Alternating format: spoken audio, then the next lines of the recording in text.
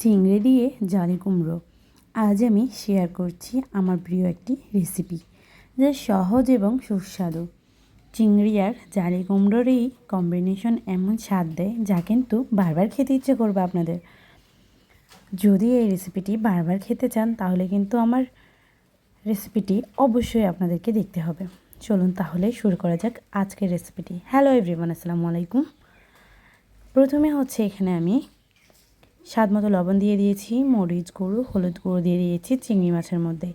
আজকে এই চিংড়ি মাছগুলো দিয়েই আমি জালি কুমড়ো রান্না করব। এমন রান্না কিন্তু আমাদের গ্রামের সবাই ভীষণ পছন্দ করে থাকে। দেখতে পাচ্ছেন আমি কিন্তু এখানে তেল দিয়ে দিয়েছি প্রায় 1.5 কাপের মতো। এখানে এবারে আমি কাঁচা মরিচ, তারপর দুটো পেঁয়াজ কেটে দিয়ে দিয়েছি, স্বাদ মতো লবণ দিয়ে দিয়েছি প্রায় 2 চামচের মতো, 1.5 চামচের মতো হলুদ গুঁড়ো দিয়ে দিয়েছি।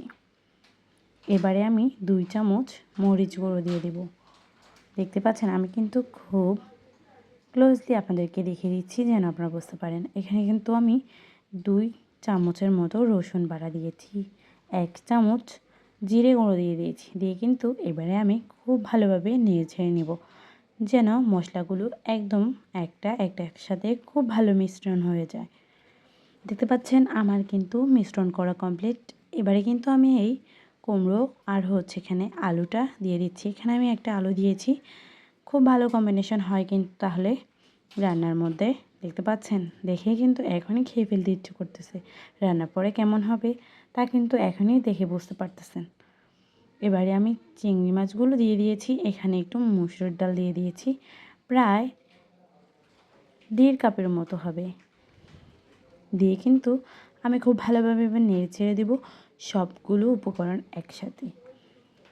এভাবে কিন্তু আপনারা বাসায় ট্রাই করতে পারেন। এই রান্নাটা কিন্তু ভীষণই টেস্টি হয়। আমার মনে হয় গ্রামের সবার এরকম রান্না ভীষণ পছন্দের। আমি কিন্তু খুব ভালোভাবে নেড়ে ছেড়ে দিয়েছি। এবারে আমি অনেকক্ষণ এগুলোকে কষিয়ে নেব, প্রায় 20 মিনিটের মতো করে। আমার কিন্তু কষানো কমপ্লিট, আমি কোনো পানি দিইনি। এই কুমড়োগুলো থেকেই কিন্তু এই পানিগুলো বেরিয়েছিল। এবারে আমি কিন্তু পানি অ্যাড করে দিয়েছি 2 গ্লাসের মতো। এই 2 গ্লাস পানি কিন্তু আমার একদম রান্না শেষ অবধি পর্যন্তই থাকবে। আমি কিন্তু আর কোনো পানি ইউজ করব না। দেখতে পারতেছেন আমি কিন্তু ডুবো ডুবো করে পানি দিয়ে দিয়েছি। এবারে আমি আবার ঢাকনাটা দিয়ে দিচ্ছি। আমার কিন্তু রান্না কমপ্লিট। এরকম হয়ে আসলে আমি উঠিয়ে নিয়েছি রান্নাটা। খেতে যেমন সুন্দর, দেখতে কিন্তু তেমনই সুন্দর।